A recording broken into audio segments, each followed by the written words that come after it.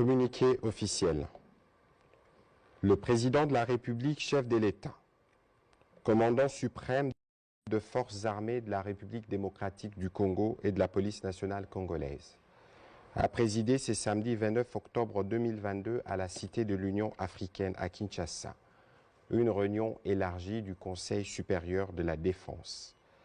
Il a été question de faire le point de l'évolution de la situation sécuritaire dans le Nord Kivu, marquée particulièrement par une série d'attaques et l'occupation de quelques localités congolaises dans les territoires de Rutshuru par le M23 appuyé par l'armée rwandaise.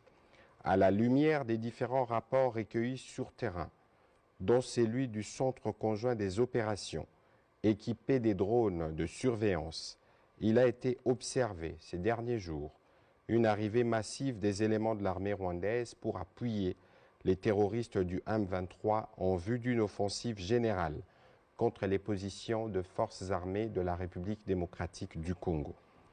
Le Conseil supérieur de la défense a rappelé que cette offensive du M23, appuyée par l'armée rwandaise, vient de porter un énième coup au processus de paix de Nairobi et de Luanda engagé depuis plusieurs mois.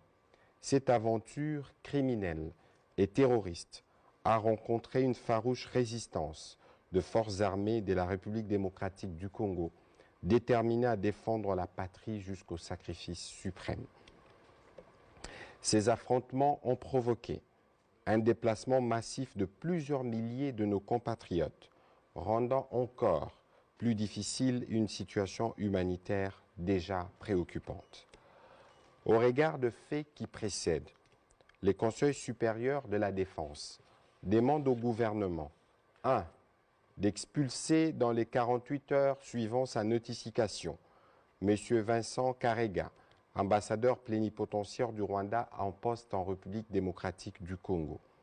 Et ce, en raison d'une part de la persistance de son pays à agresser la RDC et à appuyer les mouvements terroristes du M23 qu'il instrumentalise à cette fin, et d'autre part du mépris teinté d'arrogance des autorités rwandaises vis-à-vis tant du processus de Nairobi et de Luanda que des recommandations de la communauté internationale, plus précisément des Nations Unies, de l'Union africaine, de la Communauté de l'Afrique de l'Est, de la SADC et des partenaires multilatéraux, exigeant unanimement la cessation des activités terroristes du M23 et de tout appui extérieur à lui, son retrait sans délai ni condition des localités congolaises occupées et les retours immédiats des populations déplacées. 2. D'envoyer en toute urgence une mission humanitaire pour porter une assistance à nos populations déplacées à la suite de ces attaques. 3. De prendre de nouvelles mesures supplémentaires de restriction d'accès au territoire congolais à l'encontre du Rwanda. 4. D'accroître la force de frappe des forces armées et de sécurité. 5. De réaffirmer la volonté de la République démocratique du Congo de rester engagée dans les processus de paix de Nairobi et de Luanda en vue de restaurer durablement la paix, la sécurité et la stabilité dans la région du Grand Lac. En ces moments particuliers où l'unité nationale est menacée, le Conseil supérieur de la défense a félicité les forces de défense et de sécurité de la République démocratique du Congo pour leur bravoure et leur détermination à défendre l'intégrité territoriale de notre pays, à protéger les populations ainsi que les institutions de la République. Il les exhorte à poursuivre leur noble mission.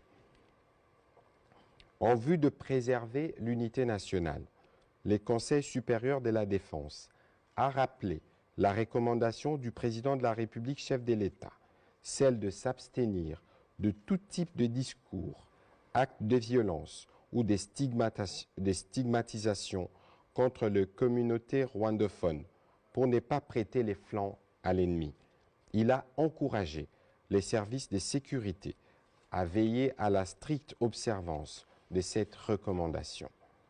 Enfin, le Conseil supérieur de la défense remercie le peuple congolais pour l'élan de solidarité et de patriotisme manifesté à l'endroit de nos forces armées et de nos populations touchées par cette agression.